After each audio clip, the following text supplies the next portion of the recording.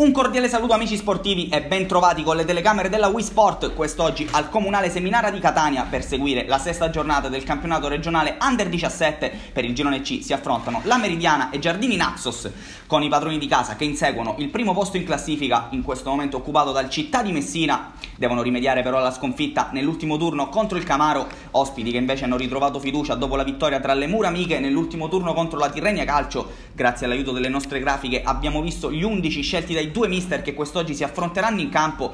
Continua a fare esordire i propri giocatori in prima squadra il Giardini Naxos. In questa giornata è toccata alla rosa, dopo quelli di De Tommaso, Caltabiano e Dilettoso. Continua a puntare sul settore giovanile, la formazione ospite sembra quasi tutto pronto per cominciare. Il fischietto quest'oggi è affidato a Priolo della sezione di Catania, completino multicolor per il Giardini Naxos, total white invece per la Meridiana.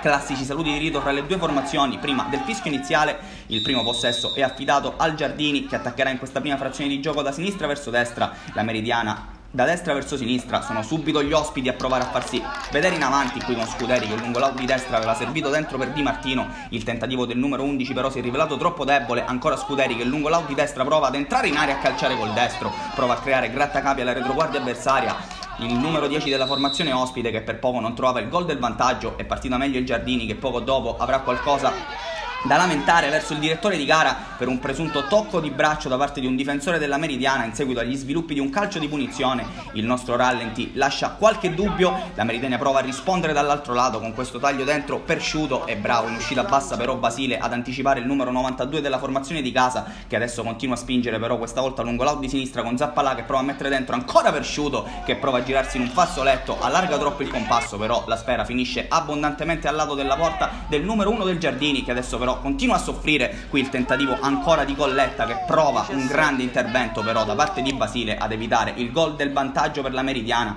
Abbiamo riapprezzato la parata dell'estremo difensore del Giardini, che continua però a subire qui calcio d'angolo, palla dentro Persciuto. Questa volta era Manuel che ha provato a staccare più in alto di tutti, il suo tentativo però si è spento al lato. Tante emozioni in questa prima frazione di gioco, risultato però ancora fermo sullo 0-0.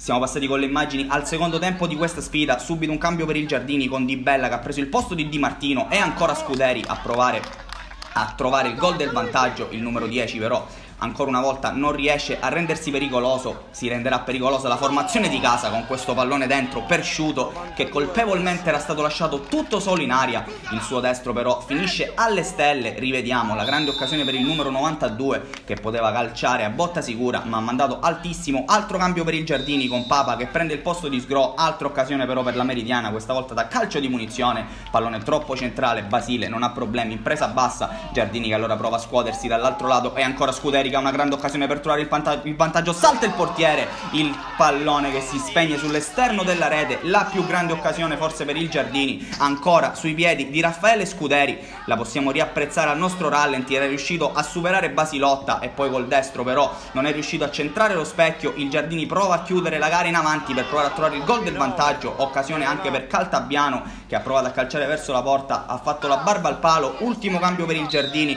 con Dragu che prende il posto di Scuderi, ma non ci sarà più tempo.